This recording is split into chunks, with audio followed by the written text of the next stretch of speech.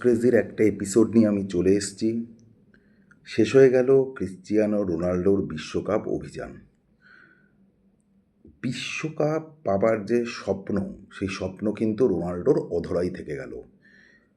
ছটা বিশ্বকাপ খেললো, ছটা বিশ্বকাপ খেলার পরও ক্রিশ্চিয়ানো রোনাল্ডোর বিশ্বকাপ ছোঁয়ার যে স্বপ্ন, সেই স্বপ্ন কিন্তু অধরাই থেকে গেল।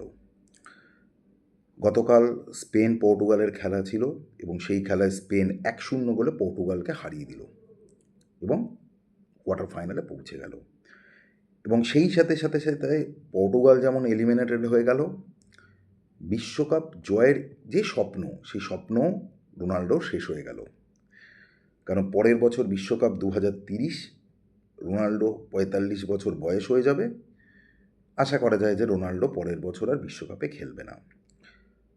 তো এটা সত্যি একটা ট্র্যাজিক যে ক্রিশ্চিয়ানো রোনাল্ডোর মতো একটা প্লেয়ার, যে ওয়ার্ল্ড ফুটবলে হায়েস্ট স্কোরার, ক্লাব ফুটবলে সব ট্রফি পেয়েছে, ইন্ডিভিজুয়াল রেকগনাইজেশনও প্রচুর পেয়েছে, ইভেন পর্তুগালকে ইউরো কাপ চ্যাম্পিয়ন করেছে, উয়েফা নেশনস কাপ পর্তুগালকে চ্যাম্পিয়ন করেছে, বাট ওয়ার্ল্ড কাপটা কিন্তু তারা ছোঁয়া হলো না। তো এটা একটা সত্যি হার্ট ব্রেকিং। এবং পার্সোনালি আমাকে যদি জিজ্ঞেস করো, আমি খুব হতাশ পর্তুগালের ফুটবল দেখে। কারণ আমার মনে হয়েছিল এবছর পর্তুগাল যা টিম আছে তাতে অ্যাটলিস্ট তারা সেমিফাইনালে যাবে, কিন্তু ভেরি ডিসঅ্যাপয়েন্টিং পারফরমেন্স। সে গ্রুপ লিগ থেকে তুমি দেখো বা গতকালের খেলা দেখো।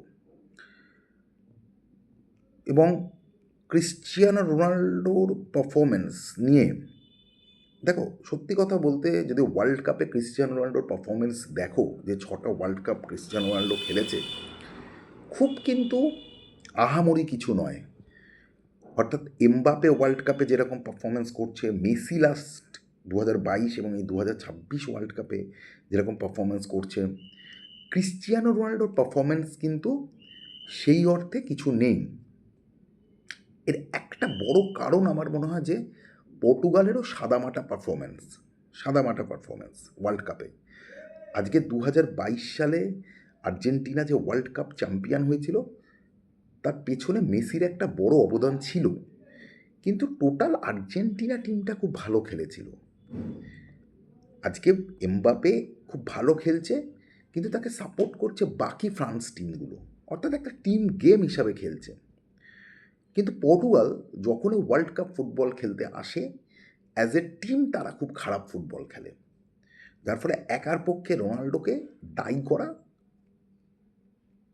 উচিত নয়, বাট